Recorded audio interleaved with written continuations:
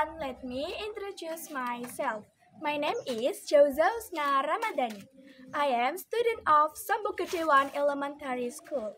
Today, I would like to conduct an interview with Mr. Hassan as an head of Pelang Tourism. Let's join the interview. Hello, Mr. Hassan. Halo, Ade. I would like to introduce myself. My name is Jauzausna Ramadhani. I am student of Sambungkedewan Elementary School. Thank you for giving me your time today. I am very interested in learning about the history of Pelang tourism. Especially, I heard it was originally a new Sakukade. I am excited to hear your story. Untuk pertanyaan pertama, bagaimana awal mulanya Bapak mendapatkan ide untuk mengubah kebun sagu menjadi tempat wisata ini? Baik, terima kasih Ade. Sebelum kita bicara terkait pembuatan wisata, dulu kita bercerita sejarah dulu ya. Dulu awalnya Pelang atau kebun sagu ini dulu awalnya memang bisa menghidupi, yang notabene bisa menghidupi warga. Sekarang melalui tangan-tangan kreatif dari para pemuda-pemudi dusun Pelang terutama ini untuk menciptakan perubahan dengan melalui pariwisata.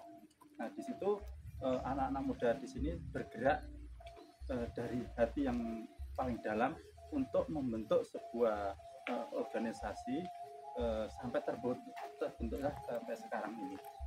Jadi di situ karena inginnya anak-anak muda ini untuk mensejahterakan, bahkan untuk memberikan penghasilan tambahan dari dusun Pelang.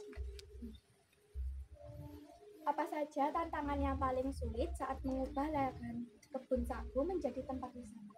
Ya, untuk tantangan itu pasti ada, karena namanya organisasi yang berbasis masyarakat ini yang awalnya kita tidak tahu apa itu yang namanya pariwisata, kita dituntut harus tahu, harus mengerti terkait pariwisata.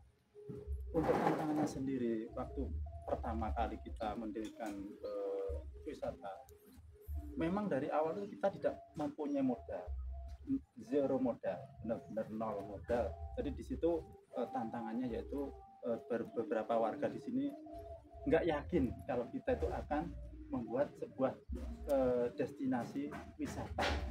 Karena apa ya? Karena kita nggak punya modal. Alasannya apa? Kita mau membuat wisata itu mau modal apa gitu.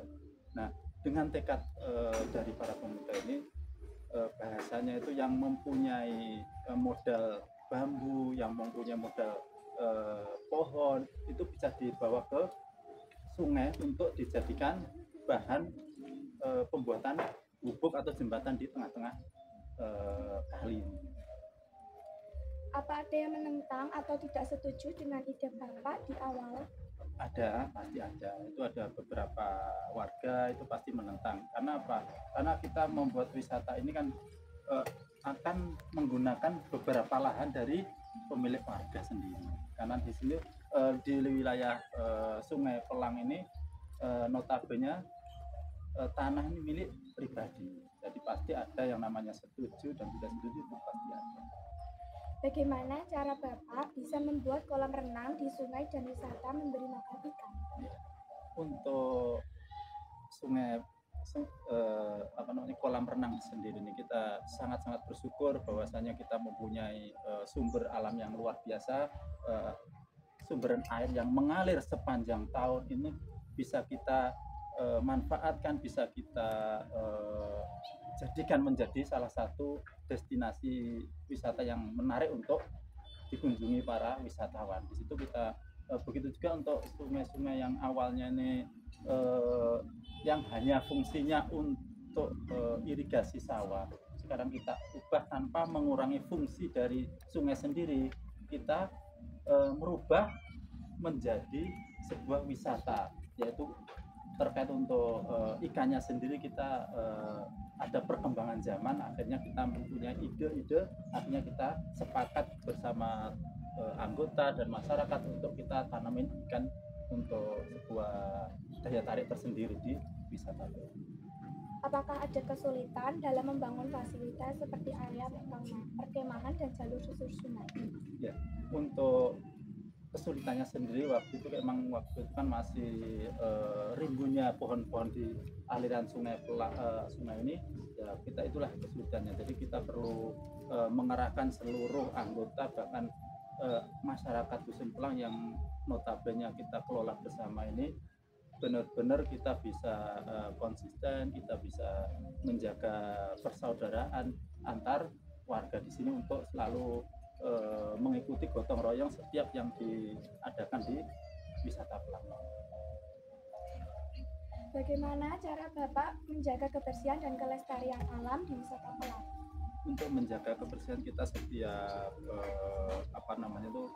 rapat, setiap kita kumpulan di setiap bulannya di anggota Pokda di sini, kita selalu menyampaikan atau kita sering menyampaikan di saat briefing yang kita adakan setiap hari Minggu dan hari Senin, itu kita sampaikan kepada seluruh anggota untuk selalu menjaga kebersihan lingkungan.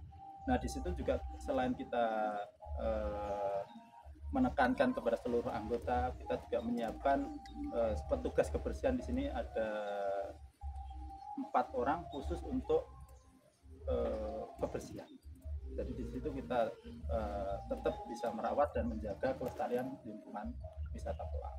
Matur nuwun sanget Bapak, sampun kersa paring wekdal lan pangabektan ingkang gamblang dhumateng kula. Kami wawancara menika kula saged mengetahui sejarah ingkang leluhur wisata Pelang. Mugi-mugi Bapak sekeluarga tansah pinaringan kesarasan lan kesuksesan.